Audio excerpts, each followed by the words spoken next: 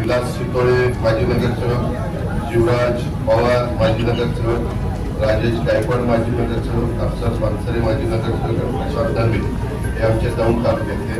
असं मित्रांनो, पुणे जिल्ह्यातल्या दौंड तालुक्यात तसं आमच्या गडचिरोली, चंद्रपूर, नागपूर, बाबरागड असेल, अहिरे असेल, एटापल्ली असेल, तसंच आमच्या सिरोंचा असेल, या वेगवेगळ्या भागातनं चंद्रपूर शहर आमचं असेल, अशा वेगवेगळ्या भागातनं मान्यवर आले. त्यावेळी आमच्या अरुणरावांच्या बरोबर मी आत्ताच सांगितलं, रावरी अरुणरावांच्या एखाद्या जेवारी प्रवरा हे माझं आजोळ आहे. त्याच्यावर जेवारी प्रवरा किंवा रावरीच्या क्षेत्रामध्ये लहानपणापासून सुट्टीला जाणारा, आजोळी जाणारा जे कार्यकर्ता जिल्ह्यामध्ये सजावट वेगळं नातं माझं आहे.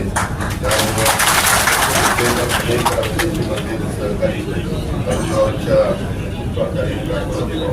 त्यामध्ये प्रवेश करताय.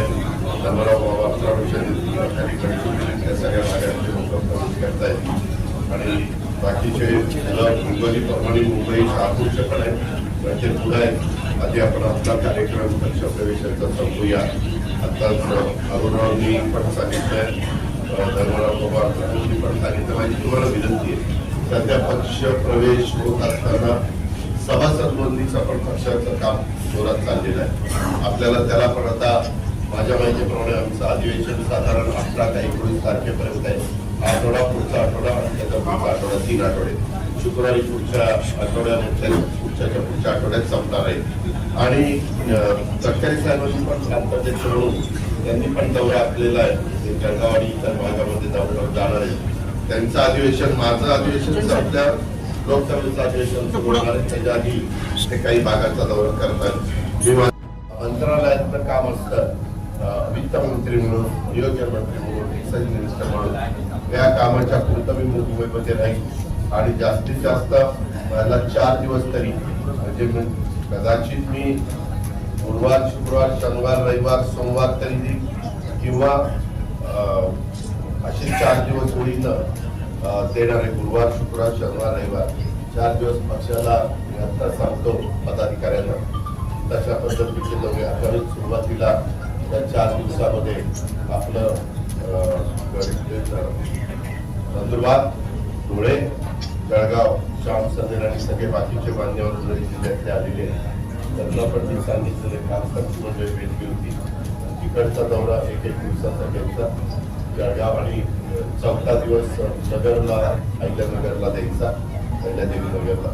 अशा पद्धतीनं सध्या याच महिन्यामध्ये शेवटच्या आठवड्यात नवीन जुलैमध्ये मी तिकडचे त्या उत्तर महाराष्ट्राचे 4 हे करेन.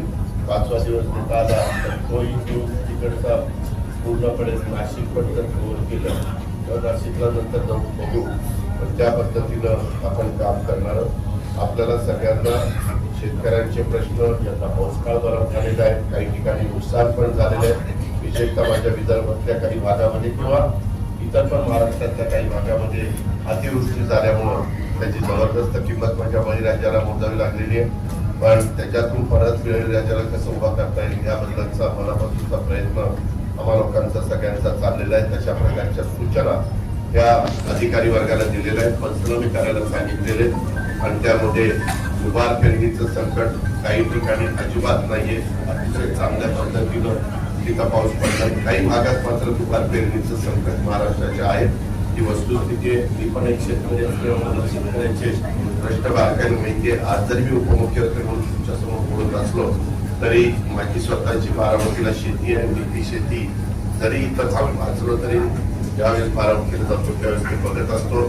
त्याच्यावर माझी सुरुवात शेतकरी म्हणूनच झालेली असल्यामुळं पोल्ट्रीचा व्यवसाय असेल, दुधाचे सगळे व्यवसाय मी स्वतः केलेले असल्यामुळं मी स्वतः त्या व्यवसायामध्ये. तसंच उपमुख्यमंत्री एकनाथरावांशी चर्चा झाली, आपले कृषी मंत्री माणिकराव कोकाटेंशी चर्चा झाली.